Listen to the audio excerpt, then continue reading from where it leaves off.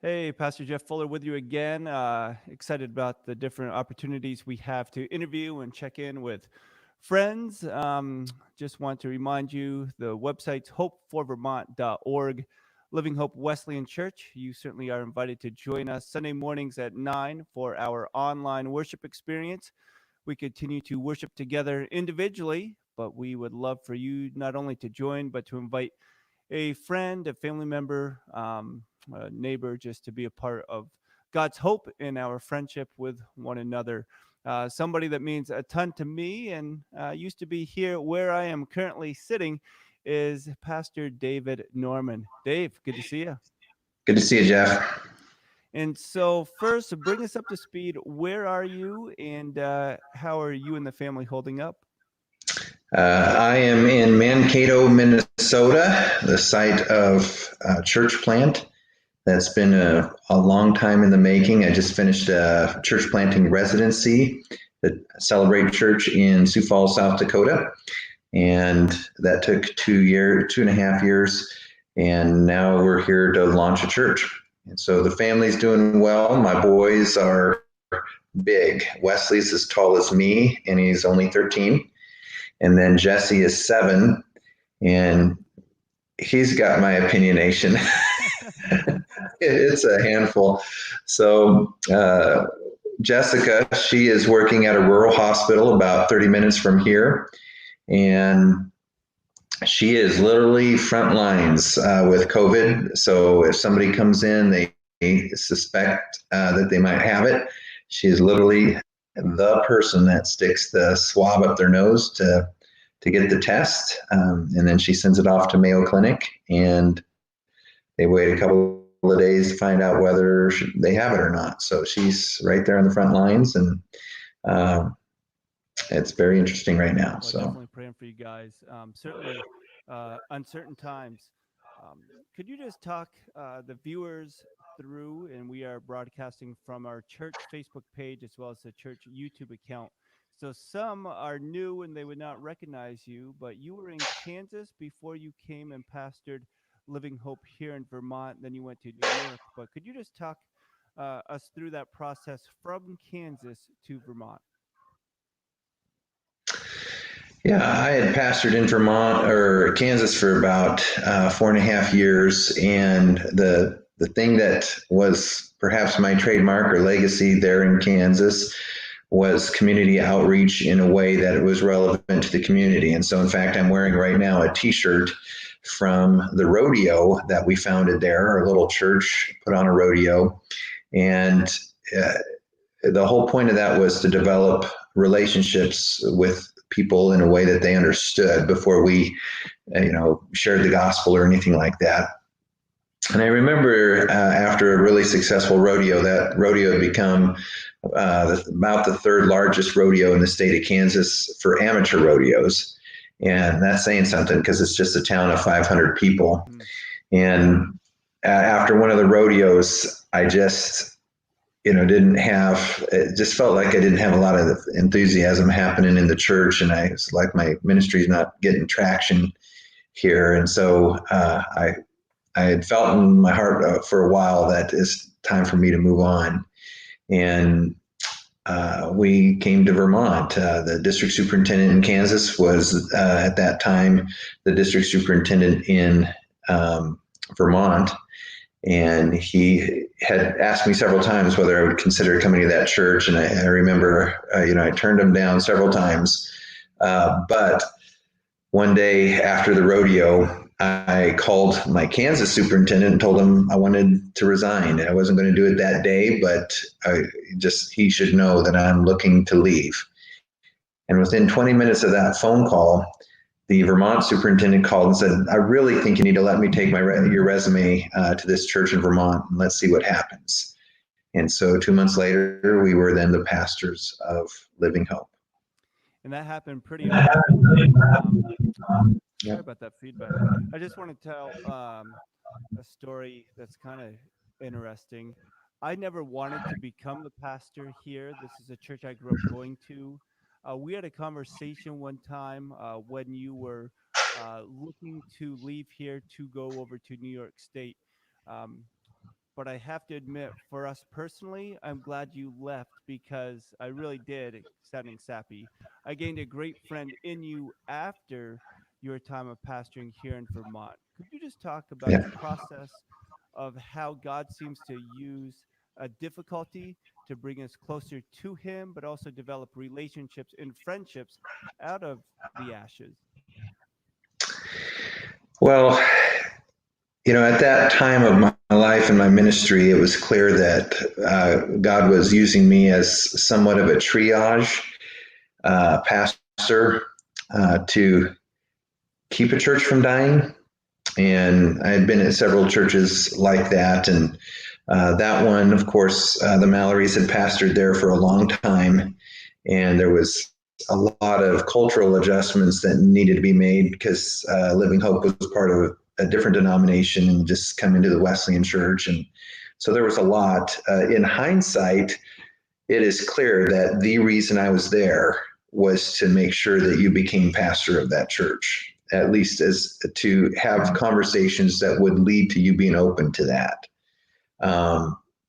And part of that was, there's an attitude of seeing in other people stuff that perhaps they don't see in themselves. And I think the Lord is really instrumental in that because I think, the longer in the tooth I get with ministry, the more God causes leaders to call that which is not as though it were. And to say, you're a pastor, and that person might not even be in ministry at all. They could be an insurance salesman right now. And you just see it, gifts that if that was redeemed, God could use that. And I remember at the time, you were working through a couple of other ministries and had some prior ministry experience, but perhaps with a little bit of frustration. And I remember walking through that with you then and even after the fact, and look what God has done because of that. So many people that had become part of that church. But I have a little plaque somewhere. It's over there on my bookshelf. I always carry it with me. It's from Ronald Reagan, and it says, "There's no limit to where a man can go or what he can do if he doesn't mind who gets the credit." And I don't want to say at all that, Living Hope is doing as well it is because of me. That's not true. But I played a role. I remember a conversation with the DS, the district superintendent, that, I said, of all the people you need to consider for the pastor of this church, it needs to be Jeff Fuller. He's the right man. And, it's a beautiful thing how that's worked out. And, there was a lot. Did that come at an expense to my family? Yes. Did it come at an expense to Living Hope? It sure did, because we formed real relationships there with you, with your family. But, there was other people that we were forming bonds with. And, I'm proud to see what God has done there through you, and to know if you're not the guy, then get out of the way. And John the Baptist had that experience. He said, I must become less, he must become more. And that's, those are tough calls to make when you move a lot and whatever, but you realize you're not the guy. And it's very humbling.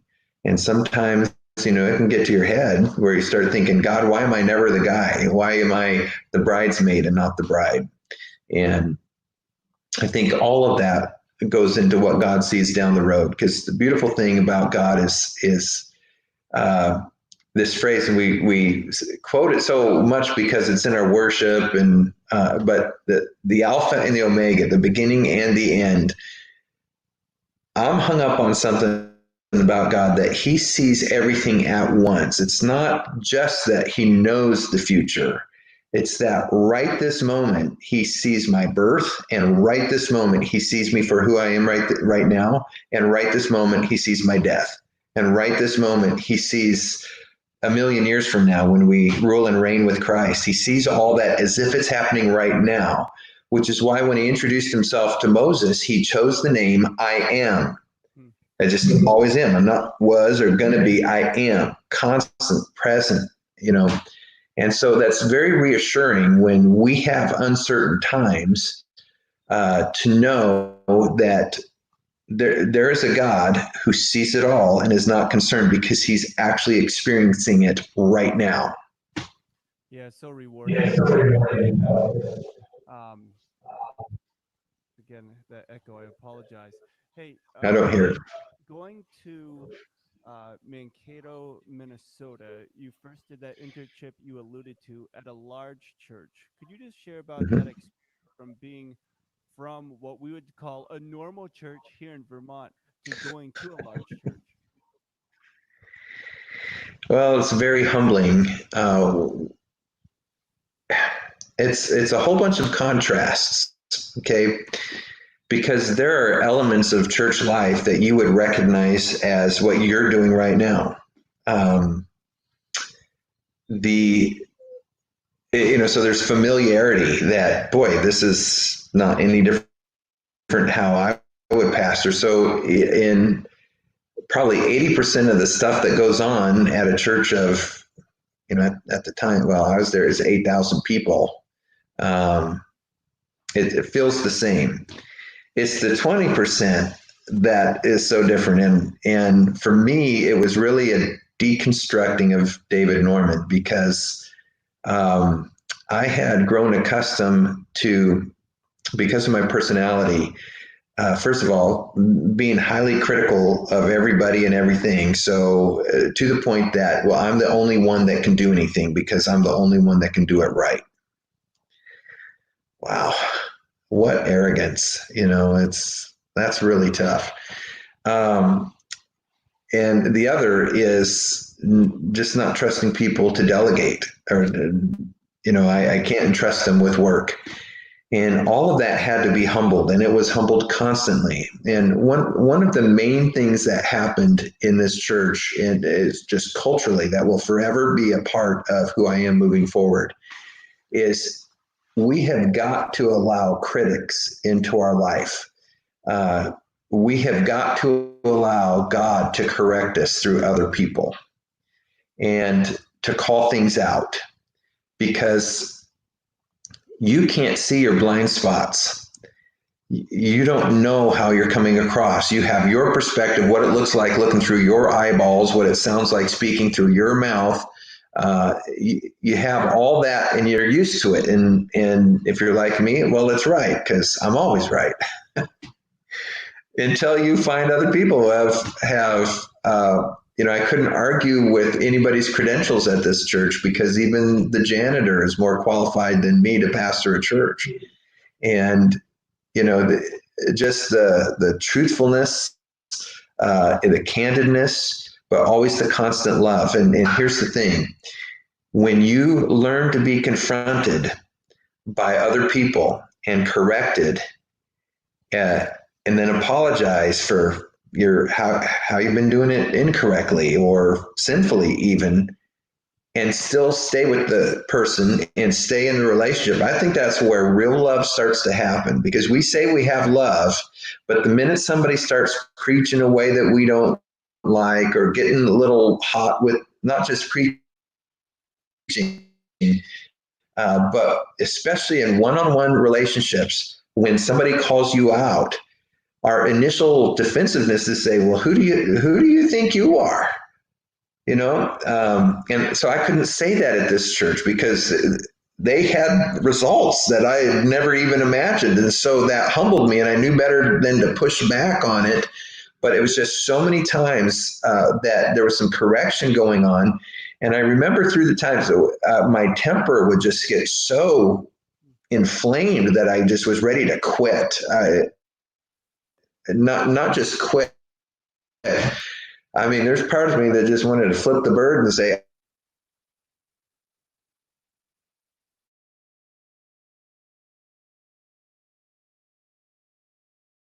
time in my ministry, forget my ministry, for the first time in my Christianity, I submit.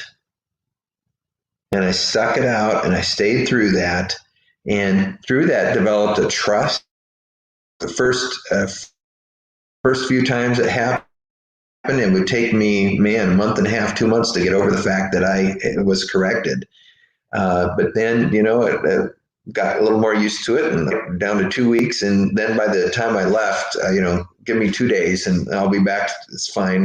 Took it on the chin. I had to do my little grieving for a night or so, maybe another day. But then after that, I'm fine and let's keep moving. Because you realize that people who love you are speaking into your life and correcting and trimming. And I think that's what the scripture is referring to. And it says, as iron sharpens iron, so one man sharpens another. And when we don't allow that sharpening to happen, we just become dull. And when we're dull, I don't know if you've ever heard this, but a dull knife is a dangerous knife. Because you can actually cut yourself more than with a sharp knife. And that's what happens with our Christianity, that refusal to be sharpened by somebody else causes us to become ineffective. And in fact, we end up hurting people more than if we would have just submitted to the discipline. The Bible says no discipline is pleasant at the time, but the Lord disciplines those he loves. And that's how it works.